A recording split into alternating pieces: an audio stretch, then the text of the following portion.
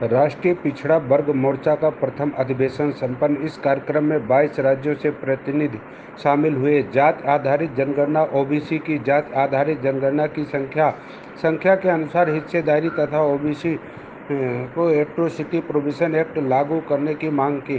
के लोग तो हिंदू के नाम तो इकट्ठा हो रहे हैं ना ब्राह्मणों के नीचे, वो भी नीचे, बराबरी में भी नहीं। पिछड़े वर्ग के लोग ब्राह्मण के नीचे लग रहे हैं। हम कहते हैं पिछड़े वर्ग के लोग अपने बल पर इकट्ठा हो जाए, अपने बराबरी में इकट्ठा हो जाए। नीचे क्यों लग रहे भाई ब्राह्मणों के? ये नरेंद्र मोदी को भी नीचे लगाया हुआ है। इसलिए प्रधानमंत्री तो है, उसके पास कोई पावर नहीं है। पावर होता तो बैकवर्ड क्लास का 52% की गिनती कर लेता। अभी आपने बताया कि ब्राह्मण फिर से ग्रसित हो जाएंगे, हमारे ऊपर हावी हो जाएंगे, ऐसा क्यों कह रहे हैं? हो चुकी है।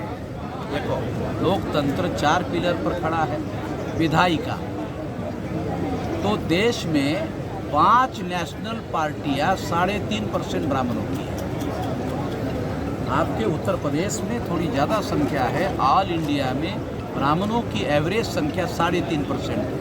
6% संख्या के आधार पर एक नेशनल पार्टी बनती है 4 राज्यों में रिकॉग्नाइजेशन होने से।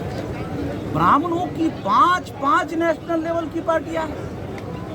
कांग्रेस, बीजेपी, कम्युनिस्ट, मार्क्सवादी कम्युनिस्ट, तृणमूल कांग्रेस।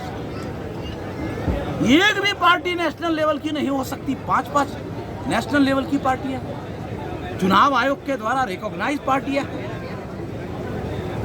और वो सारी पार्टियां हमारे वोट लेती है और हमारे ही पिछवाड़े पर लात मारती है। हमारी गिनती तक करने के लिए तैयार नहीं है। गिनती कर रही है।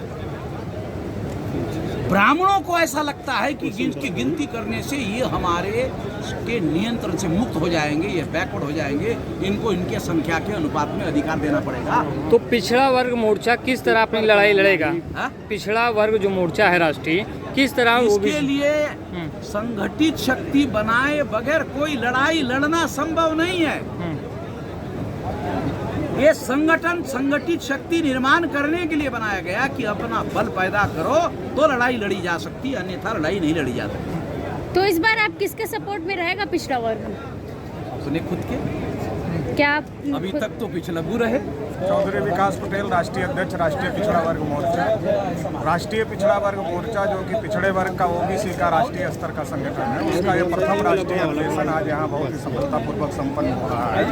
और इस अधिवेशन में जो ओबीसी की तमाम समस्याएं हैं, जैसे जाति आधारित जनगणना आज़ादी के 75 साल में नहीं हुई, ओबीसी पर एट्रोसिटीज हो रही है, ओबीसी संगठित नहीं है, तो उसको कैसे संगठित किया जाए और ओबीसी के हक अधिकार की लड़ाई को कैसे मजबूत किया जाए, उसके लिए हम लोग चर्चा कर रहे हैं। और एक मजबूत ओबीसी का संगठन और ओबीसी की एक मजबूत लड़ाई हम लोग देश भर में खड़ी करना चाहते हैं। उसके लिए अधिवेशन हम लोग कर रहे हैं। अधिवेशन में आप नागपुर मुख्यालय आरएसएस को घेरने की बात किए हैं, भारत बंद की बात हो रही है, तो क्या प्रोग्राम बनाएं? 6 अक्टूबर को अमन मेश्राम जी ने जो देश में अभी संविधान और लोकतंत्र के ऊपर जो खतरा पैदा हो गया है, उसको लेकर के आरएसएस हेडक्वार्टर को घेरने का आह्वान किया है।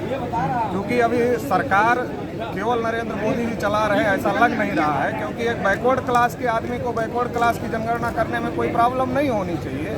तो इससे ये बात प्रमाणित हो गई है कि आरएसएस के लोग नियंत्रित कर रहे हैं। इसलिए केवल सरकार को घेरने से काम नहीं चलेगा, जहां से सरकार चल रही है उसको घेरने से काम चलेगा। इसलिए 6 अक्टूबर को आरएसएस मुख्यालय का जो घेराव है, उसमें लाखों की संख्या में बैकवर्ड क्लास के लोग शामिल होंगे। और 28 नवंबर को जाति आधारित जनगणना के लिए हमने पहले से भारत बंद राष्ट्रीय पिछड़ा वर्ग मोर्चा की तरफ से घोषित किया है, तो वो भी होगा। ठीक, थैंक यू। वाराणसी से नेहा द्विवेदी की रिपोर्ट।